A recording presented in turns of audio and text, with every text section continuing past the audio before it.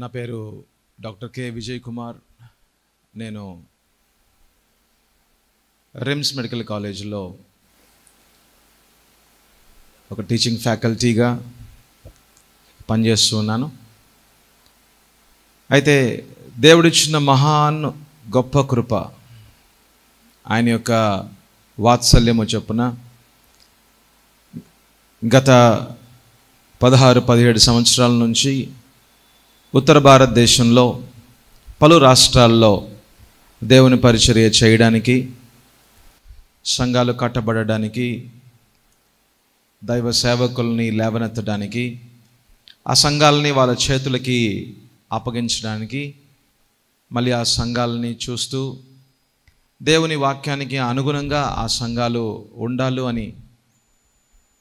అని బహుభారంగా దేవుడిచ్చిన ఆ యొక్క దర్శనాన్ని బట్టి అనేకమైన ప్రాంతాలకి వెళ్తూ వస్తూ దేవుని పరిచర్య చేస్తున్న మా కుటుంబానికి దేవుడిచ్చిన గొప్ప కృపను బట్టి నేను ఎంతగానో రుణస్థుడిగా, కృతజ్ఞత చెల్లిస్తూ వాడిగా ఉన్నాను.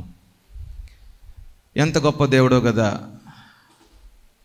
మీరెవరో నాకు తెలీదు, నేనెవరో మీకు తెలీదు, కానీ మనందరికీ తెలుసు. అయినా మనందరినీ ఒక గూటుకు తీసుకొచ్చిన యేసు ప్రభు వారి యొక్క గొప్ప నామంలో ఈరోజు మనం ఒక కుటుంబంలో మనం చెంది ఉన్నామని నమ్ముతూ దేవుడు మనతో మాట్లాడతాడని, తన దైవజనుల యొక్క నోళ్ళల్లో దేవుడు మాటలు పెట్టి ఆ మాటలకి అనుగుణమైన ఆయన యొక్క కార్యాలు మన జీవితాల్లో చేస్తారని నమ్ముదాం. వాక్య భాగంలోకి వెళ్ళే మునుపు వచ్చిన ప్రార్థన చేసుకుందాం. అందరం కళ్ళు మూసుకుందాం. మహాపరిశుద్ధుడా, మా ప్రియ పరలోకపు తండ్రి, మీకు వందనాలు, స్తోత్రాలు యేసయ్యా. నీ వాక్యము రెండంచులు కలిగిన ఖడ్గం వంటిది ప్రభువా. అది మా యొక్క మనసుల్ని, మా యొక్క ఆత్మని వేరుపరిచి లోతుల్లోకి మా యొక్క జీవితాలని తీసుకువెళ్ళి మీరు చూపించాల్సిన విషయాలని మాకు చూపిస్తూ, ఎక్కడైతే సరి చేసుకోవాలో సరి చేయిస్తూ మా జీవితాలని మళ్ళీ మీ మార్గంలోకి తీసుకొచ్చే దేవుడు నువ్వేనయ్యా. నీ మార్గంలో నడిస్తేనే మాకు మీ సత్యమేంటో తెలుస్తుంది, లేకపోతే మేము అబద్ధంలోనే ఉంటాం. మీ సత్యమే మా జీవితానికి విడుదల, మీ సత్యమే మా జీవితానికి మార్గము. యేసయ్యా, మీరే మాతో మీ సత్యపూరితమైన ఆత్మ సంబంధమైన మాటలు నా ఆత్మలో, నా మనసులో, నా నోట్లో ఉంచమని అడుగుతూ, నన్ను మరుగుపరిచి మీరు మాత్రమే కనబరుచుకోమని అడుగుతూ యేసు పరిశుద్ధ నామములో అడుగుచున్నాము తండ్రి, ఆమేన్.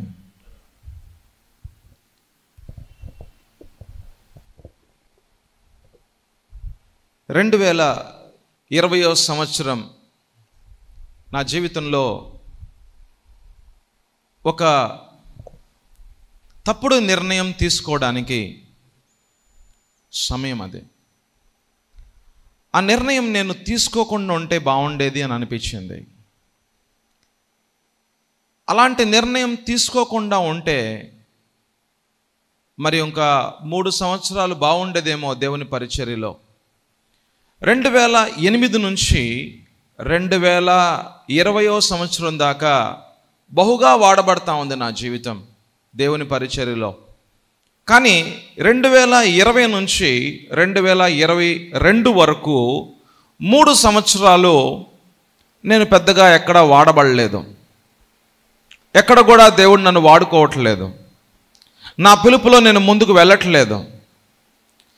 నాలోనే ఒక నిరాశ, నిస్పృహలు అనేవి నేను చూస్తూ ఉన్నాను. ముందుకు వెళ్ళలేని పరిస్థితి.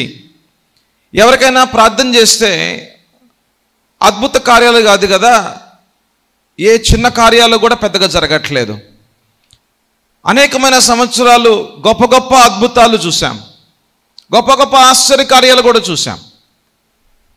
ఒక వ్యక్తి చనిపోతే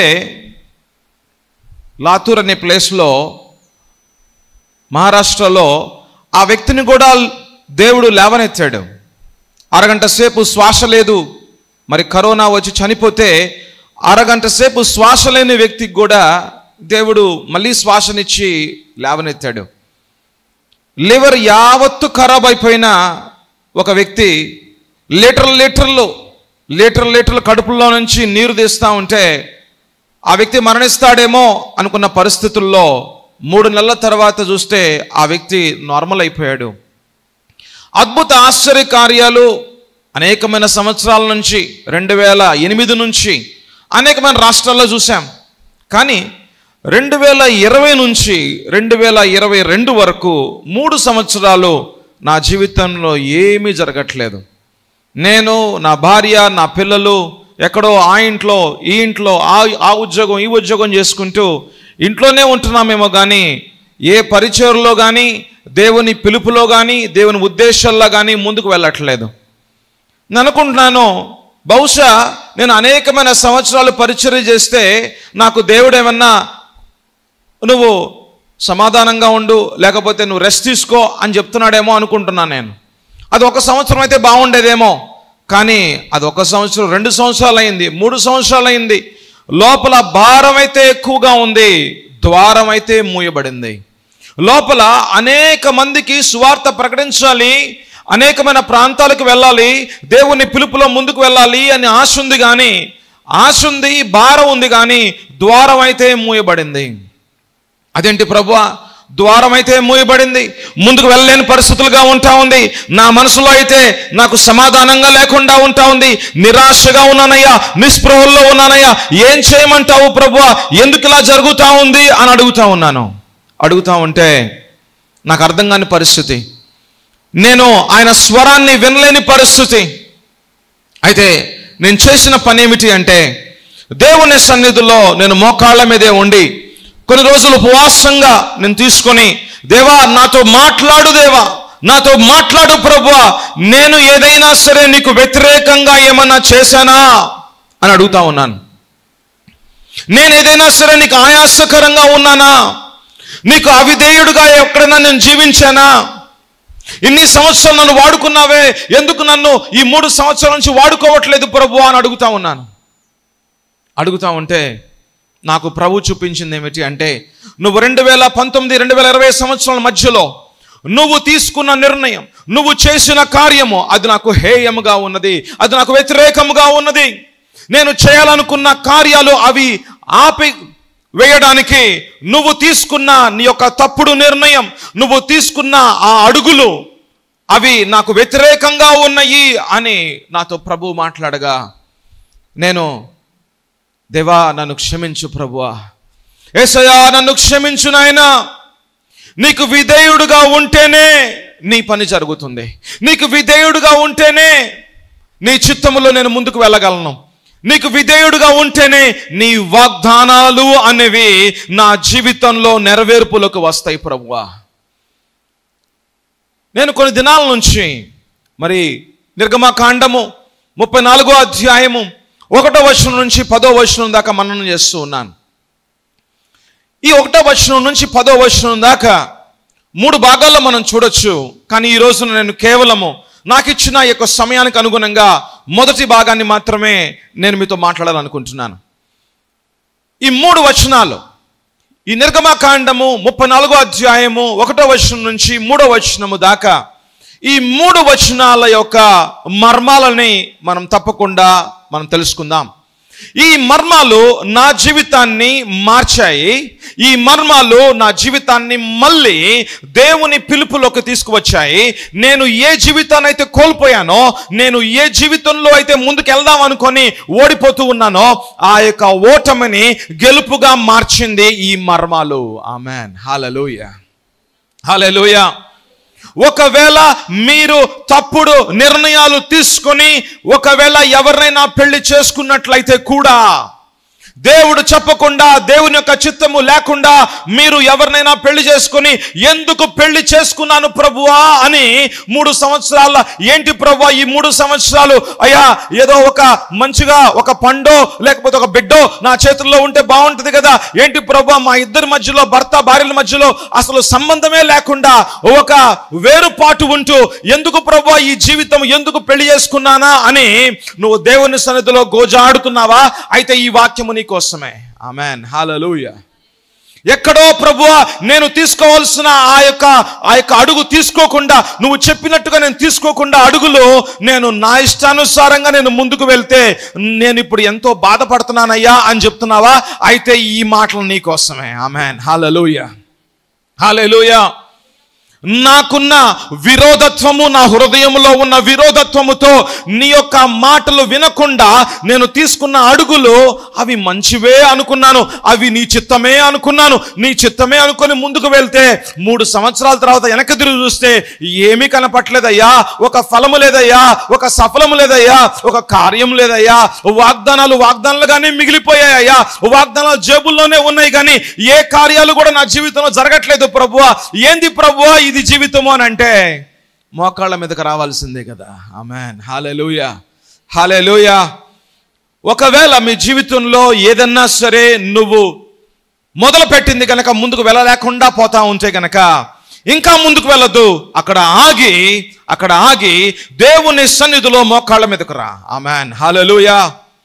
అదే విషయాన్ని మోషే కూడా చేశాడు. ఏం చేశాడో చూద్దామండి. నిర్గమకాండము 34వ అధ్యాయము 1వ వచనం నేను చదువుతున్నాను. మరియు యెహోవా మోషేతో మొదటి పలకల వంటి మరి 2 రాతి పలకలను చెక్కుము. నీవు పగలగొట్టిన మొదటి పలకల మీదనున్న వాక్యములను నేను ఈ పలకల మీద వ్రాసెదను.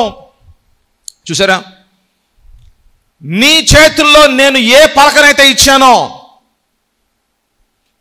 ఏ పలక మీద అయితే నేను రాసి నీ చేతికి ఇచ్చానో, ఏ పలక మీద అయితే నీ హృదయం అనే పలక మీద నా చిత్తాన్ని ఇది అని నీ యొక్క హృదయం అనే పలక మీద రాశానో, నీ చేతికి అప్పగించానో, నిన్ను నువ్వు ఒక బాధ్యతగా నీకు ఇవ్వబడిన నా యొక్క ఉద్దేశము, నా యొక్క పిలుపు, నీకు ఇవ్వబడిన ఆ కుటుంబము, నీకు ఇవ్వబడిన పిల్లలు, నీకు ఇవ్వబడిన ఉద్యోగము, అది నువ్వు బాధ్యతగా నిర్వర్తించాలి అని దేవుడు నీకిస్తే, ఎలాగైతే మోషేకి ఇచ్చాడో, మోషేకి ఇవ్వబడిన ఆ పలకల మీద రాయబడిన దేవుని మాటలు, 10 ఆజ్ఞలు, ఇజ్రాయేల్ ప్రజలు ఎలా ఉండాలి, ఇజ్రాయేల్ ప్రజల యొక్క వ్యక్తిత్వం ఎలా ఉండాలి, వారి యొక్క స్వభావాలు ఎలా ఉండాలి, వారి యొక్క అంతరంగ జీవితాలు ఎలా ఉండాలి,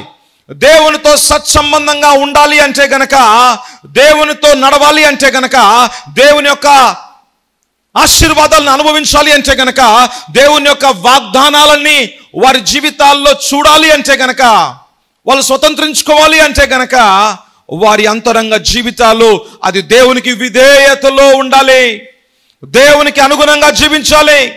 మరి అలాగ జీవించకపోతే ఏం జరిగిద్దయ్యా అని అంటే, ఎలాగైతే ఆ పలకలు అవి పగిలిపోయాయో, మోషే హృదయంలో ఎంతో కోపం వచ్చింది, సహనం కోల్పోయాడు. ఇజ్రాయేల్ ప్రజల జీవితాలను చూసి, వాళ్ళు చేస్తున్న కార్యాలు చూసి, దేవుని ఆజ్ఞల్ని అతిక్రమించిన ఇజ్రాయేల్ ప్రజల యొక్క జీవితాలని చూసి, వారు చేసిన ఆ దూడని చూసి విగ్రహారాధనని చూసి మోషే లోపల ఎంతో కోపంతో, బాధతో, నిస్పృహతో, అసహనంతో ఆ యొక్క పలకల్ని పగలగొట్టాడు. ఏ పలకలైతే గనక దేవుడు మోషేకి ఇచ్చాడో, ఏ చిత్తమైతే గనక దేవుడు నీకు ఇచ్చాడో, ఏ పిలుపు అయితే గనక దేవుడు నీకు ఇచ్చాడో, ఏ కుటుంబాన్ని అయితే గనక దేవుడు నీకు ఇచ్చాడో, ఏ పిల్లలనైతే దేవుడు నీకు ఇచ్చాడో, అది జాగ్రత్తగా చూసుకోవాల్సిన బాధ్యత నీదే. ఆమెన్ చెప్పు. ఆమెన్, హల్లెలూయా. అది బాధ్యతగా చూసుకోవాల్సిన బాధ్యత నీదే. అది జాగ్రత్తగా దాన్ని చూసుకోవాల్సిన బాధ్యత నీదే. నీ కుటుంబాన్ని జాగ్రత్తగా చూసుకో. నువ్వు మాట్లాడే ప్రతి మాట, మీరు మాట్లాడే ప్రతి మాట, నీ భర్తతో ఎలా మాట్లాడుతున్నావు, నీ భార్యతో ఎలా మాట్లాడుతున్నావు, నీ పిల్లల్ని ఎలాగ సాకుతున్నావు, నీ పిల్లల్ని ఎలాగ ముందు తీసుకెళ్తున్నావు, వారి మీద ఉన్న దేవుని చిత్తానికి అనుగుణంగా వాళ్ళని మీరు తయారు చేస్తున్నారా లేదా, నీ మీద ఉన్న దేవుని యొక్క ఉద్దేశాన్ని జాగ్రత్త పరుచుకుంటున్నావా, లేకపోతే నీ నోరు కంట్రోల్ లేకుండా మాట్లాడుతున్నావా, నీ ఇష్టానుసారంగా నువ్వు జీవించుకుంటున్నావా, నీ మీద దేవుని పిలుపు ఉంది కదా అని నువ్వు ఒక దైవజనుడో లేకపోతే దేవుని పరిచర్య చేసే కుటుంబమోనో అని చెప్పి దేవుడు గొప్ప కార్యాలు చేస్తాడులే, ఏమన్నా చేస్తాడులే అని నీకు ఇష్టానుసారంగా జీవిస్తున్నావా, లేకపోతే చాలా జాగ్రత్తగా నీ ఆలోచనలు, నీ మాటలు, నీ యొక్క చేత కార్యాలు, నువ్వు అడుగులు వేసే అడుగులు, నీ యొక్క ఆలోచనలు, నీ యొక్క నిర్ణయాలు, నీ యొక్క నిర్ణయాత్మకమైన కార్యాలు యావత్తు కూడా అది దేవుని యొక్క చిత్తానికి అనుగుణంగా ఉండాలి. ఆమెన్, హల్లెలూయా, ఆమెన్, హల్లెలూయా. ఒకవేళ అలాగా గనక ఉండకపోతే మోషే చేతుల్లో ఎలాగైతే పలకలు పగిలిపోయాయో అలాగా మన చేతికి ఇయ్యబడిన దేవుని యొక్క ఉద్దేశాలు కూడా ఒక్కొక్కసారి మనము కోల్పోవచ్చు. దేవుడు మన చేతికి ఇచ్చిన ఆ యొక్క మంచి కుటుంబాన్ని మనము కోల్పోవచ్చు. దేవుడు మన చేతికి ఇచ్చిన మన పిల్లల వాళ్ళని సాకాల్సిన రీతిగా, వాళ్ళని ఎదిగింప చేయాల్సిన రీతిగా ఎదిగింప చేయకపోతే గనక వారు 17వ సంవత్సరంలోనో 18వ సంవత్సరంలోనో వాళ్ళ జీవితాలు పగిలిపోవచ్చు, వాళ్ళ జీవితాలు పాపములో పడి నష్టమైపోవచ్చమ్మా. మోషే, నీ చేతికి ఇయ్యబడిన పలకల్ని నువ్వు పగలగొట్టావు కాబట్టి మళ్ళీ నువ్వే ఆ పలకల్ని నువ్వే చేసుకోవాలి. చూస్తున్నారా ఈ మాటలని జాగ్రత్తగా? మళ్ళీ చదువుకుందాం. నిర్గమకాండం 34వ అధ్యాయం 1వ వచనం. మరియు యెహోవా మోషేతో మొదట పలకల వంటి మరి 2 రాతి పలకలను చెక్కుము. నీవు పగలగొట్టిన మొదటి పలకల మీద నున్న వాక్యములను నేను ఈ పలకల మీద వ్రాసెదను. ఆమెన్, హల్లెలూయా. నేను చేశాను పలకల్ని, నేను రాశాను. ఆ పలకల్లో నేను ఇచ్చాను నీ కుటుంబానికి. నీ భర్త నేనే ఇచ్చా, నీ భార్య నేనే ఇచ్చా, నీ పిల్లలు నేనే ఇచ్చా. నేను కుటుంబంగా చేసింది నేనే, నీకు పిలుపునిచ్చింది నేనే, నీకు సంఘాన్ని కట్టించింది నేనే. ఆ సంఘము నాది, నేను కడుతున్నాను సంఘాన్ని. ఆ సంఘానికి నీవే ఒక దైవజనుడిగా పెట్టింది నేనే, అన్ని పెట్టింది నేనే, అన్ని చేసింది నేనే, రాసింది నేనే. నీ హృదయం అనే పలకల మీద గొప్ప మర్మాలు ఇచ్చింది నేనే, నీ నోటిలో మాటలు పెట్టింది కూడా నేనే, నిన్ను ఇన్ని సంవత్సరాల దాకా నడిపించింది కూడా నేనే. ఆమెన్, హల్లెలూయా. 2008 నుంచి 2019వ సంవత్సరం దాకా నడిపించింది దేవుడు ఆయనే. ఆమెన్. నన్ను నడిపించింది, నా కుటుంబాన్ని నడిపించింది ఆయనే. 2020 నుంచి 2022 సంవత్సరాల వరకు 3 సంవత్సరాలు ఎందుకో దేవుని యొక్క కార్యాలు, పిలుపు నా జీవితంలో జరగలేదు అంటే నా చేతికి ఇయ్యబడిన దేవుని యొక్క బాధ్యత, పిలుపు, ఉద్దేశాన్ని, ఆయన మార్గానికి అనుగుణంగా వెళ్ళాల్సిన నా జీవితాన్ని నేను ఎక్కడో నా ఇష్టానుసారంగా, నా ఆలోచనలకు అనుగుణంగా, నా బుద్ధినో, నా జ్ఞానాన్నో, నా యొక్క ఇష్టానుసారమైన విషయాల్లోనో నేను ముందుకు వెళ్ళి నేను నిర్ణయం తీసుకొని ఆ తప్పుడు నిర్ణయాల వల్ల 3 సంవత్సరాలు దేవుని పనికి దూరం అయిపోయాను, దేవుని యొక్క ఉద్దేశాలకు దూరం అయిపోయాను. అయితే ఎలాగైతే ఇక్కడ మోషేతో దేవుడు మాట్లాడుతున్నాడు, నువ్వు పగలగొట్టావు కదా, నువ్వే చెయ్యి. నువ్వు పగలగొట్టావు కదా, నువ్వే చెయ్యి. కానీ ఎలా చేస్తావో తెలుసా? నేను ఎలాగ చేశానో అది నీకు కొండ మీద చూపించా. నేను కొండ మీద చూపించాను కదా మోషే, ఎలాగ నేను ఆ యొక్క పలకల్ని చేశానో, రాయిలో నుంచి ఎలాగ నేను ఆ పలకల్ని చేశానో అలాగే నువ్వు చేయాలి. ఆమెన్, హల్లెలూయా. అంటే దేవుడు ఎలాగా ఒక జీవితాన్ని కట్టాలనుకుంటున్నాడో మళ్ళీ అది ముందు దేవుడు మనతో మాట్లాడతాడు. ఆమెన్, హల్లెలూయా. నా జీవితంలో జరిగిన తప్పులు, నేను దేవుని మార్గంలో నుంచి దూరంగా వెళ్ళిపోయిన నా జీవితము మళ్ళీ యేసు మార్గంలోకి రావాలి అంటే గనక దేవుడు ఏవేవి విషయాలు ఎలాగెలాగ చేస్తాడో, ఎట్లాగా ఆయన నా జీవితాన్ని మళ్ళీ ఆయన మార్గంలోకి తీసుకొస్తాడో, మళ్ళీ ఆయన ఆజ్ఞలకి నేను విధేయుడుగా నన్ను మారుస్తాడో అది నేను దేవుని దగ్గర నేర్చుకోవాలి. ఆమెన్ చెప్తావా? Amen. Hallelujah, hallelujah. Nothing is automatic in the kingdom of God. Nothing is automatic in the kingdom of God. Everything has a process.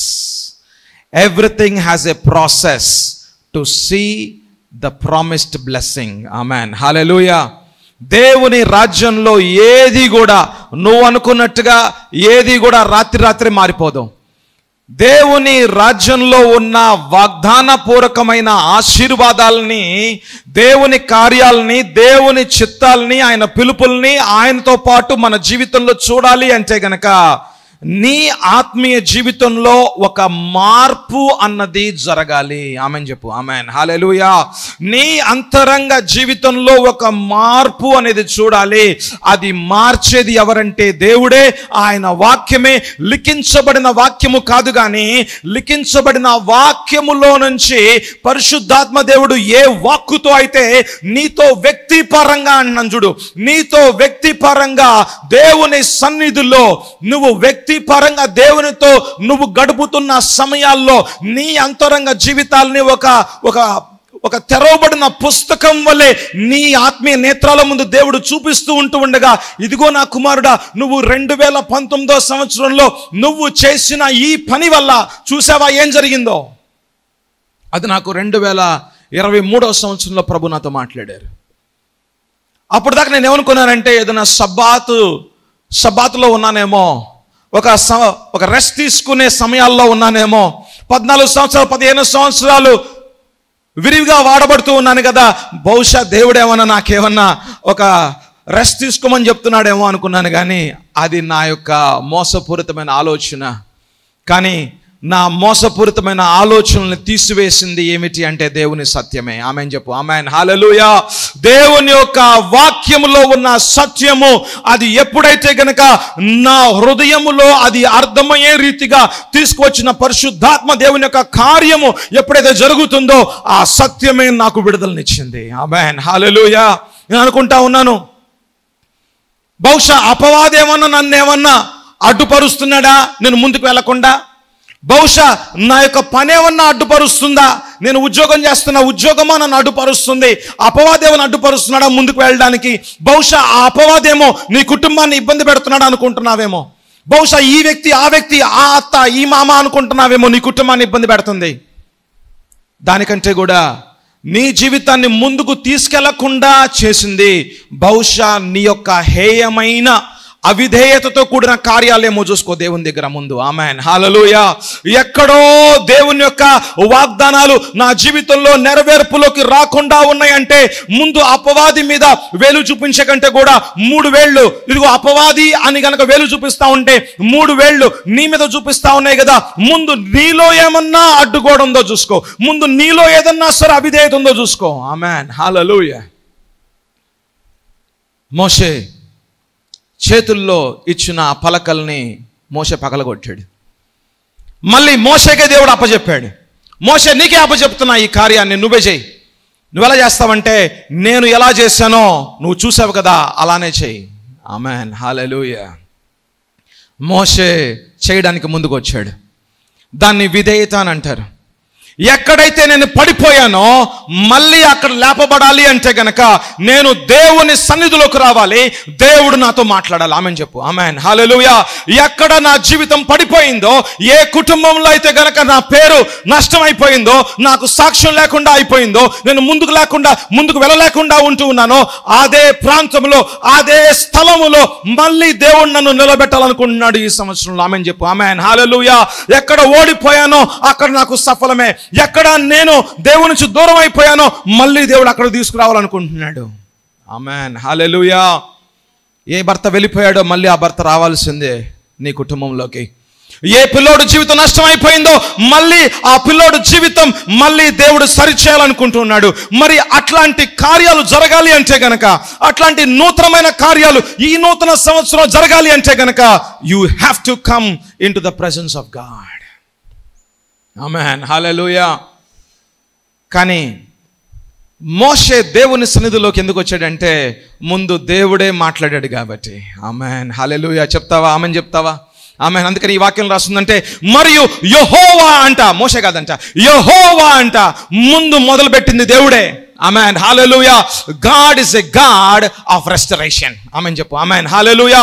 God wants to restore your life. God wants to renew his covenant. God wants to renew his relationship with you. దేవుడు నీతో మళ్ళీ ఆయన యొక్క సత్సంబంధాన్ని మళ్ళీ సరిచేయాలనుకుంటున్నాడు. ఎందుకు అని అంటే ఆయనతో పాటు సత్సంబంధంలో మరి సరిచేస్తే ఆయన ఉద్దేశంలో మళ్ళీ నువ్వు వస్తావు. ఆయన చిత్తానుసారంగా మళ్ళీ నువ్వు నడవడానికి, ఆయనతో పాటు నడవడానికి, ఆయన మళ్ళీ నిన్ను వాడుకోవడానికి, మళ్ళీ నీ కుటుంబాన్ని దీవించడానికి, ఆయన వాగ్దానాలు ఉన్నవి నీ జీవితంలో మళ్ళీ నెరవేర్పులోకి తీసుకురావడానికి. ఆమేన్ చెప్పు. Amen, hallelujah. This is God's heart. God always wants his people to be restored. దేవుడు ఎవరిని కూడా విడవడు, ఎవరిని ఎడబాయడు. నీ జీవితము ఇక కడ వరకు వచ్చింది అనుకుంటున్నావా? ఇక గోడే ఉందనుకుంటున్నావా? ఈ కుటుంబం ఇక నిలవదనుకుంటున్నావా?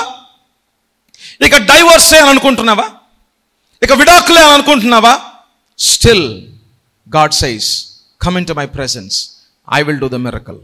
ఆమేన్, హల్లెలూయా. నువ్వు నా సన్నిధిలోకి రా, చాలు. నా సన్నిధిలోకి రా. నీ జీవితాన్ని నువ్వే ఎలాగా పగలగొట్టుకున్నావో, నీ కుటుంబంలో నీ భార్య ఎలాగ నీ యొక్క కుటుంబాన్ని పగలగొట్టిందో, మళ్ళీ పగలగొట్టిన ఆ యొక్క జీవితాలని, కుటుంబాలని కట్టే దేవుడిని నేనమ్మా అని అంటున్నాడు అనమాట. ఆమేన్, హల్లెలూయా, హల్లెలూయా. మోషే, నీ చేతులతో పగలగొట్టిన అవే పలకలు ఉన్నాయి చూసావా, ఇదిగో చూడు, అట్లాంటి పలకలు మళ్ళీ తీసుకొని రా, నేనే రాస్తాను అంటున్నాడు దేవుడు. ఆమేన్, హల్లెలూయా, ఆమేన్, హల్లెలూయా. పగిలిపోయిన, విరిగిపోయిన జీవితాలని దేవుని సన్నిధిలోకి తీసుకురాగా దేవుడే మళ్ళీ ఆయన యొక్క వాక్కుని వారి జీవితాల మీద రాసి, ఆయన వాగ్దానాలని రాసి, ఆ వాగ్దానాలని నెరవేర్పులోకి తీసుకొచ్చే దేవుడమ్మా. ఆమేన్, హల్లెలూయా, హల్లెలూయా. అందుకనే మరియు యెహోవా మోషేతోనంట, this is started by God. The initiation of restoration, it starts from God. Amen, hallelujah. God is the initiator of restoration. దేవుడే నీ జీవితంలో ఒక పునరుద్ధానపు శక్తితో, ఆయన పునరుద్ధానపు శక్తితో మళ్ళీ నీ జీవితాన్ని ఆయన మార్గంలోకి తీసుకురావాలి అన్నది ఆయన చిత్తమై ఉంది. ఆమేన్, హల్లెలూయా. అందుకనే దేవుడు సంఘములో నుంచి ఆయన దైవజనుల ద్వారా, ఒకవేళ నువ్వు నీ యొక్క చింతలో, బాధల్లో, ఇరుకు ఇబ్బందుల్లో, నువ్వు పగిలిపోయిన జీవితాల్లో దేవుని స్వరాన్ని వినలేకుండా ఉన్నావు చూసావా, ఆ యొక్క సమయాల్లో ఏం చేయాలో తెలియని పరిస్థితుల్లో ఇంట్లో ఏడుస్తూ ఉంటూ ఏం చేయాలో ప్రభు, నాకేం పాలు పొందలుగా ఏం అర్థం కావట్లేదు అంటే, ఏదో ఒకసారి ఆ చర్చికి పోతానులే, ఆ కృపా చర్చికి పోతానులే, అక్కడ కొంచెంసేపు కూర్చుంటే గనక సమాధానంగా ఉంటుందేమో, ఎవరో దేవుని వాక్యం చెప్తారేమో అని ఎవరైతే గనక దైవజనులు వాక్యం చెప్తా ఉంటుంటే ఆ వాక్యము ద్వారా దేవునితో మాట్లాడుతున్నాడు. ఆమేన్, హల్లెలూయా, ఆమేన్, హల్లెలూయా. మరియు యెహోవా అంట, మరియు యెహోవా మోషేతో మొదటి పలకల వంటి మరి 2 రాతి పలకలను చెక్కుము. నీవు పగలగొట్టిన మొదటి పలకల మీద ఉన్న వాక్యములను నేను నీ పలకల మీద రాసేదను. ఆమేన్, హల్లెలూయా. ఆయన వాక్యాలని రాసే దేవుడు, రాసిన వాక్యాలకు అనుగుణంగా కార్యం చేసే దేవుడమ్మా. ఆమేన్ చెప్పు. ఆమేన్, హల్లెలూయా. ఆయన వాక్యాలని నీ హృదయం అనే పలకల మీద రాసే దేవుడు. ఆయన మాట్లాడిన మాట, రాసిన వాక్యానికి అనుగుణంగా విశ్వాసయోగ్యంగా ఆ యొక్క రాసిన వాక్యాలకు అనుగుణంగా కార్యం చేసే దేవుడు ఆయన. ఆమేన్, హల్లెలూయా, హల్లెలూయా. ఎందుకు రాస్తూ ఉన్నాడంటే దాన్ని ఎప్పుడు చూస్తూ ఉండడానికి. ఎందుకు దేవుడు రాస్తూ ఉన్నాడంటే అది ఎప్పుడు ఆయన కళ్ళ ముందు చూస్తూ ఉండడానికి. ఎందుకు దేవుడు రాస్తూ ఉన్నాడనంటే ఎప్పుడు దేవుడు దాన్ని స్మరణలో ఉంచుకోవడానికి, ఎప్పుడు దేవుడు ఆయన ఆ యొక్క వాక్యానికి అనుగుణంగా కార్యము చేయడానికి. ఆమేన్, హల్లెలూయా. ఎప్పుడైతే దేవుడు ఆ వాక్యాన్ని రాస్తూ ఉన్నాడో అంటే నిబంధన చేస్తూ ఉన్నాడో. నిబంధన అంటే నేను ఏమి చేయాలనుకుంటున్నానో నీ జీవితంలో ఇది అని చెప్తూ ఉన్నాడు. నేను నీ జీవితంలో ఏం చేయాలనుకుంటున్నానో నా పట్ల, ఇదిగో నాలో ఉన్న స్వభావం ఏమిటో తెలుసా? నేను ప్రేమామయుణ్ణి, నేను కృపతో నింపబడిన కృపతో నింపబడిన దేవుడిని, నేను ఎంతో దయా సంపూర్ణుడు నేను. కానీ నేను నీతిమంతుడిని కూడా, నేను పరిశుద్ధుడిని కూడా, నేను తీర్పు తీర్చే దేవుడిని కూడా. కేవలము నేను ఒక ప్రేమమయుణ్ణి అనుకోవద్దు, నేను ఒక కృపా సంపూర్ణుడే అనుకోవద్దు, దయనే చూపించే దేవుడిని అనుకోవద్దమ్మా. అది one side of it. The other side of it ఏమిటంటే, అటువైపు చూస్తే దేవుడు పరిశుద్ధుడు, ఆయన నీతిమంతుడు, ఆయన తీర్పు తీర్చే దేవుడు కూడా. ఆమేన్, హల్లెలూయా. నా వాక్యాన్ని, ఇదిగో నా నిబంధనని నీ జీవితంలో, నా వాక్యానికి అనుగుణంగా నీ జీవితంలో, ఈ నిబంధనకు అనుగుణంగా నీ జీవితంలో కార్యం చేయడానికి నేను సిద్ధము. నాలో అటువంటి శక్తి ఉన్నది, ఎందుకంటే నేను సర్వశక్తిమంతుడైన దేవుణ్ణి నేను. ఆమేన్, హల్లెలూయా. నేను శూన్యములో నుంచి సృష్టిని సృష్టించే దేవుణ్ణి నేను ఒక మాట మాట్లాడగా శూన్యములో నుంచి నా ఉద్దేశాలే బయటకు వస్తాయి. నేను అసాధ్యాలని సాధ్యం చేసే దేవుణ్ణి. నాకు ఏది కూడా అసాధ్యము కాదమ్మా, నాకు ఏది కూడా అసాధ్యము కాదు. ఏ శక్తి కూడా నా ముందు నిలవలేదు. అది అపవాదో, మనిషో, ఏ విషయమో అయి ఉండొచ్చు. ఏదైనా సరే నా ముందు ఆ అసాధ్యము సాధ్యముగా మార్చే దేవుణ్ణి నేను సర్వశక్తిమంతుణ్ణి. సర్వ అధికారం నాలో ఉంది.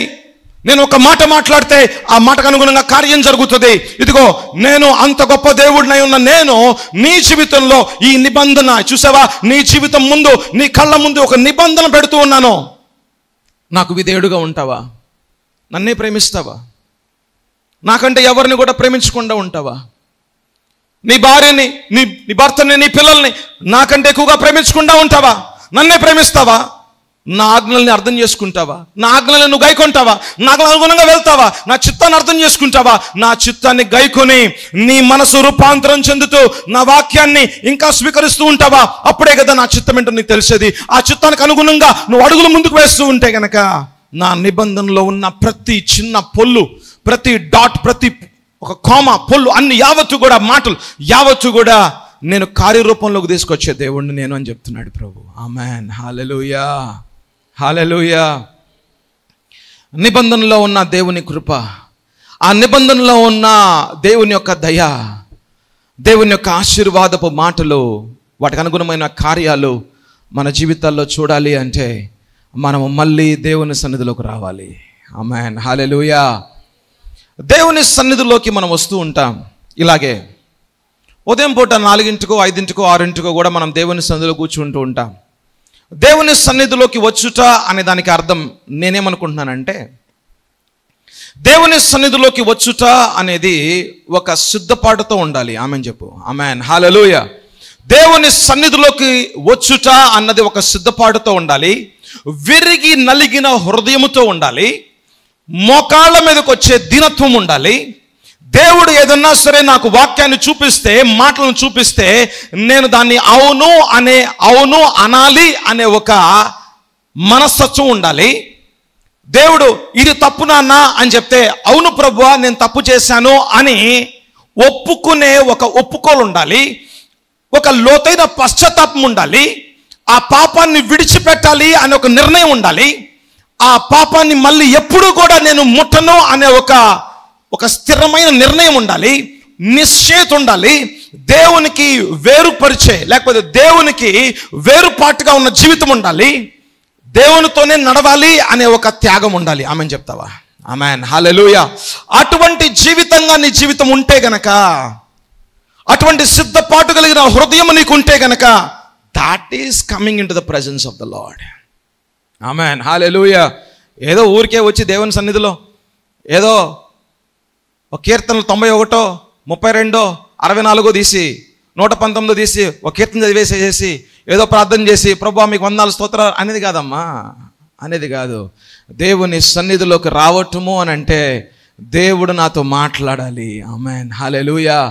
నా హృదయం అనే పలకల మీద ఆయన రాస్తూ ఉంటుంటేనంట ఆ మాటలు మన హృదయాలనంట మంట పుట్టిస్తూ ఉంటాయంట. చెప్తావా ఒకసారి? దేవుని మాటలు మన హృదయాల్లో రాస్తూ ఉంటేనంట, హృదయం అనే ఆ యొక్క పలకల మీద రాస్తూ ఉంటేనంట మంట మంట మంట పుట్టిస్తూ ఉంటుంటే ఆ యొక్క అగ్ని మంటలోనంట మన పాపాలు మాడి మసైపోతూ ఉంటాయి. ఆమేన్, హల్లెలూయా, హల్లెలూయా. దేవునికి వ్యతిరేకత, విరోధత్వపు జీవితము యావత్తు మాడి మసైపోద్ది దేవుని సన్నిధిలో. ఆమేన్, హల్లెలూయా. అట్లాగా యెషయా జీవితంలో మనం చూస్తాం. ఆ యొక్క ప్రవక్త యొక్క జీవితంలో మనం చూస్తాం.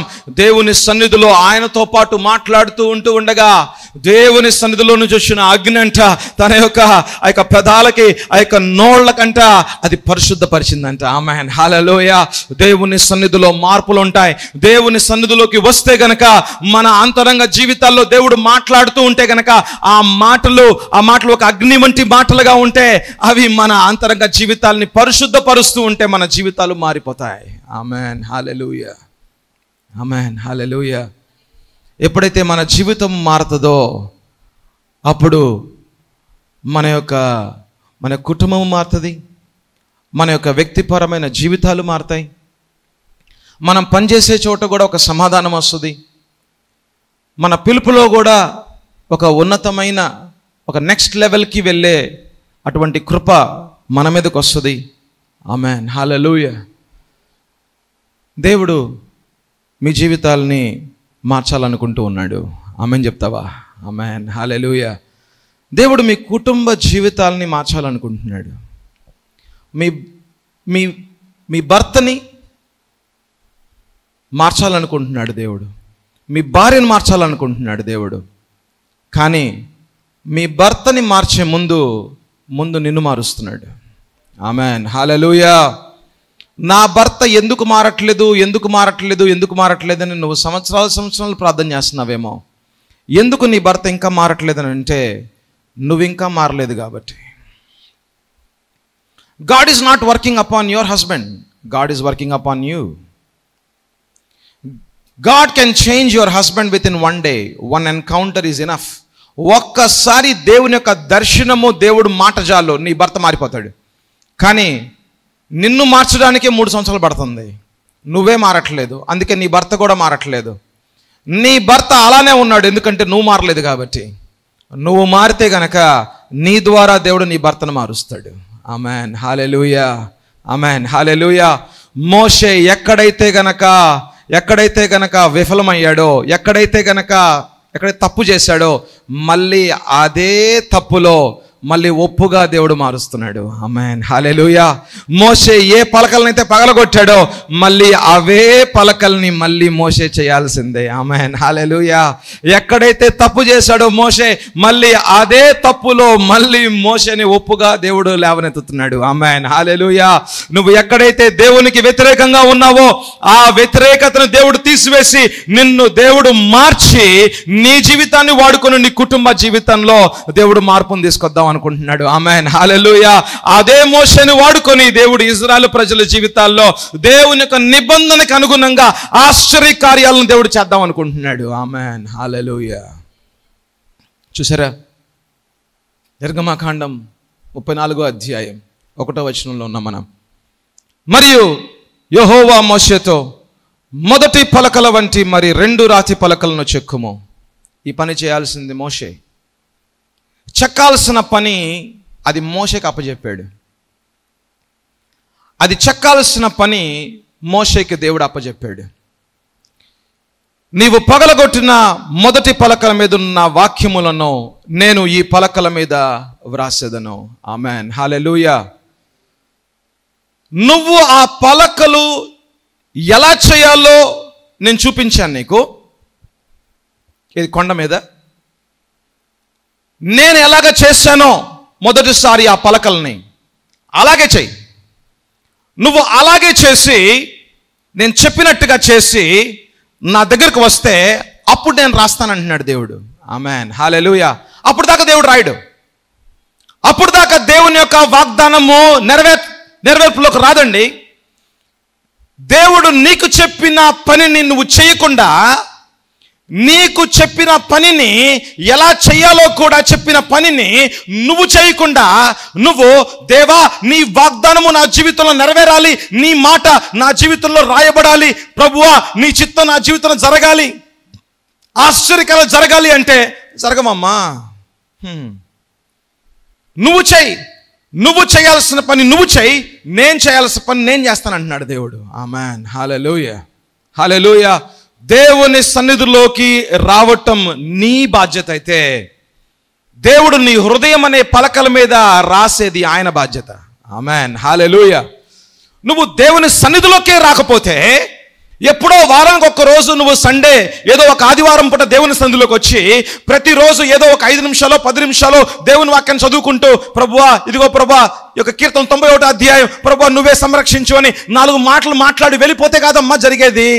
దేవుని కార్యాలు జరగాలి అంటే గనక ఆయన సన్నిధిలోకి విరిగి నలిగిన హృదయముతో వచ్చి, సిద్ధపడుతున్న హృదయముతో వచ్చి, నా దేవుడు నాతో మాట్లాడితేనే గాని ఆయన సన్నిధిని విడవకుండా ఉంటానయ్యా అని నా హృదయములో నువ్వు కార్యం చేయాల్సిందే, నా అంతరంగ జీవితంలో నువ్వు కార్యం చేయాల్సిందే అని నువ్వెప్పుడైతే నువ్వు చేయాల్సిన పని ఎప్పుడైతే నువ్వు చేస్తావో, దేవుని సన్నిధిలోకి సిద్ధపాటుగా నువ్వు వస్తావో, అప్పుడు దేవుడు ఆయన కూడా నీ హృదయంలో కార్యం చేస్తాడు. ఆమేన్ చెప్తావా? ఆమేన్, హల్లెలూయా, హల్లెలూయా. There is a human responsibility and God's sovereignty. Amen, hallelujah. There is a human responsibility and God's sovereignty.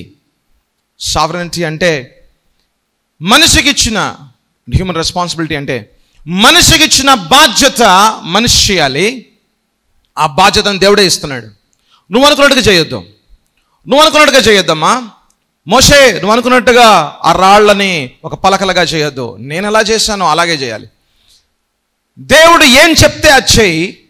దేవుడు చేయాల్సింది నీ జీవితంలో చేస్తాడు. ఆమేన్, హల్లెలూయా. మళ్ళీ చెప్తున్నాను, దేవుడు ఎలా చెప్పాడో, ఏం చేయమంటున్నాడో, ఎలాగ వెళ్ళమంటున్నాడో వెళ్ళు. దేవుడు ఏది చేయాలనుకుంటున్నాడో అది తప్పకుండా చేస్తాడు. ఆమేన్, హల్లెలూయా, హల్లెలూయా.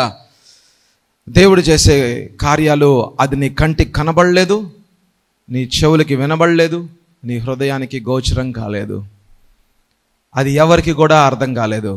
అది కేవలము దేవునికే తెలుసు. దేవుని సన్నిధిలోకి వచ్చిన దేవుడు నీతో కూడా మాట్లాడతాడు. ఆమేన్, హల్లెలూయా.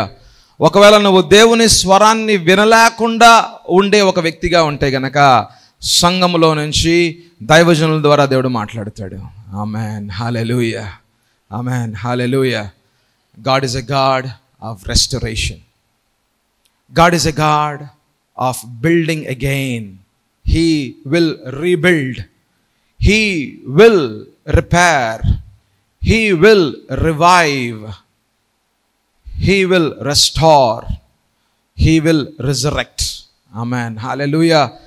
ఆయన పునరుద్ధానపు శక్తితో మళ్ళీ ఎక్కడైతే గనక మరణంగా ఉందో, ఎక్కడ జీవము లేదో ఆ కుటుంబంలో మళ్ళీ దేవుడు జీవాన్ని ఇచ్చే దేవుడు ఆయన. ఆమేన్, హల్లెలూయా.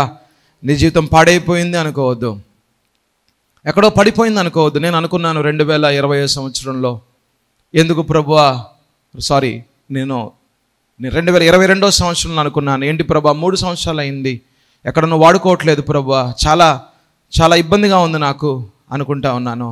But God has opened a new door. Amen, hallelujah. God will restore. దేవుడు మళ్ళీ ఆయన చిత్తంలో, మళ్ళీ ఆయన వాగ్దానంలో, మళ్ళీ ఆయన యొక్క ఉద్దేశాల్లో, మళ్ళీ ఆయన యొక్క ఆశీర్వాదంలో నన్ను మిమ్మల్ని అందరిని నడిపించాలనుకుంటున్నాడు. అందరం లెగుద్దామా, చిన్న ప్రార్థన చేసుకుందాం. ఈ వాక్య భాగాన్ని వింటున్న మనం అందరం ఇప్పుడు దాకా మీరు విన్నారు, it's a time to speak to God. దేవునితో మాట్లాడాల్సిన సమయం ఇది, దేవునితో మాట్లాడాల్సిన సమయం. అందరం కళ్ళు మూసుకుందాం, అటు ఇటు చూడొద్దు. ఎవ్వరు కూడా ఏం పెద్దగా ఆలోచించొద్దు. ఈరోజు నువ్వు విన్న ఈ మాటలు నీకోసమే. అందరం కళ్ళు మూసుకుందాం, అందరం ప్రభుతో మాట్లాడదాం, నోరు విప్పుదాం, ప్రభుతో మాట్లాడదాం. ఒక తీర్మానం తీసుకో, దేవుని సన్నిధిలోకి నేను విరిగి నలిగిన హృదయముతోనే వస్తాను. ఒక శుద్ధపాటు కలిగిన హృదయంతో వస్తాను. నా దేవుడు నాతో మాట్లాడతాడని నేను నమ్ముతున్నాను. నా హృదయం అనే పలకల మీద ఆయన యొక్క మాటలు రాస్తాడు. నన్ను మారుస్తాడు. నన్ను మార్చి నా కుటుంబాన్ని మారుస్తాడు. ఎక్కడైతే నేను అసహనంగా, అవిశ్వాసంతో, నేను తప్పటడుగులు వేసి నేను పాపం చేశాను, దేవునికి అవిధేయుడుగా ఉన్నాను, ఆ విరోధత్వాన్ని నా హృదయంలో నుంచి దేవుడే తీసేస్తాడు. ఆమెను చెప్తావా? ప్రభువా, నాయన మీకు వందనాలు స్తోత్రాలు చెల్లించుకుంటూ నాయన ఈరోజు మాతో మాట్లాడిన దేవా నీకు స్తోత్రం. అందరం ప్రభుతో మాట్లాడదాం. నాతో మాట్లాడిన దేవా, మాతో మాట్లాడిన యేసయ్యా నీకు వందనాలు స్తోత్రాలు తండ్రి. నిర్గమకాండం 34వ అధ్యాయం 1వ వచనానికి అనుగుణంగా తండ్రి, మీరు మాట్లాడిన మాటలు నా కోసమే. మీరు మొదలుపెట్టిన కార్యాలు ఏదైనా నా జీవితంలో జరగకుండా ఆగిపోయాయా? మీరిచ్చిన కుటుంబంలో ఎక్కడైనా మేము మీకు ఆయాసంగా ఉంటూ మీతో పాటు నడవాల్సిన మా కుటుంబం, మీ చిత్తానుసారంగా మేము నడవాల్సిన కుటుంబంలో ఎక్కడైనా మేము ఈ లోకాశలకి, ఆ డబ్బుకి, ఆ జాబ్కి, అటు ఇటుగా, ఆ ఇల్లు ఈ ఇల్లు అని ఏదో అప్పుల హౌస్ లోన్లు తీసుకొని ఏమైనా ఇబ్బంది పడుతూ ఉన్నామా? ఎక్కడో ప్రభువా మీకు ఆయాసకరంగా మేము ఏదైనా అడుగుల ముందుకు వేసామా? మమ్మల్ని క్షమించండి. మోషే క్షమాపణ అడిగాడు. ఇజ్రాయేల్ ప్రజల పక్షంలో మధ్యస్థంగా నన్ను ప్రార్థన చేశాడు, క్షమాపణ అడిగాడు, గోజాడాడు, ఏడ్చాడు. తండ్రి యెహోవా, నాయనా నీ ప్రజల్ని నష్టపరచొద్దు అని ప్రభా ప్రార్థన చేశాడు. నీ కృప మా మీద ఉండాలయ్యా అని ప్రార్థన చేశాడు. నీ దయ మా మీద ఉండాలయ్యా అని ప్రార్థన చేశాడు. అయ్యా, నేను కూడా ప్రార్థన చేస్తున్నానయ్యా, నా మీద నీ దయ చూపించు, నా మీద నీ కృపతో నింపు, నన్ను మళ్ళీ నీ మార్గంలో, నీ సత్యములో నన్ను నడిపించు. నా హృదయంలో నాతో మాట్లాడు ప్రభువా, నా ఆత్మతో మాట్లాడు నాయన. ఈ వాక్యం ద్వారా మాట్లాడిన దేవా, ఈ రాత్రి వేళ నేను ఒంటరిగా, మోషే ఒంటరిగా నీ సన్నిధిలోకి వచ్చాడు కదా, నేను ఒంటరిగా నీ సన్నిధిలో గడుపుతానయ్యా. రాత్రి వేళ పడుకోను, ఈ రాత్రి పడుకోను ప్రభువా, ఈ రాత్రి నేను ఒంటరిగా నీ సన్నిధిలో గడుపుతాను. నాతో తప్పక మాట్లాడతావయ్యా. నువ్వు మాట్లాడితే చాలయ్యా, నా గమ్యమే మారిపోద్ది, నా భవిష్యత్తే మారిపోద్ది ప్రభువా. మళ్ళీ నేను యూటర్న్ తీసుకుంటానయ్యా. యేసయ్యా నీకు స్తోత్రాలు తండ్రి. మళ్ళీ నేను వాడబడే సాధనంగా నా జీవితం ఉంటుంది ప్రభువా. యేసయ్యా నీకు వందనాలు స్తోత్రాలు చెల్లించుకుంటూ ఈ వాక్యము ద్వారా నాకు, నా కుటుంబానికి మీరు చేయబోతున్న ఆశ్చర్య అద్భుతమైన కార్యాలని నమ్ముతూ, విశ్వసిస్తూ ఆమెన్ అని అంటూ నీకు మాత్రమే సకల మహిమ, ఘనత, కీర్తి చెల్లించుకుంటూ యేసు పరిశుద్ధ నామములో అడుగుచున్నాము తండ్రి. Amen, amen.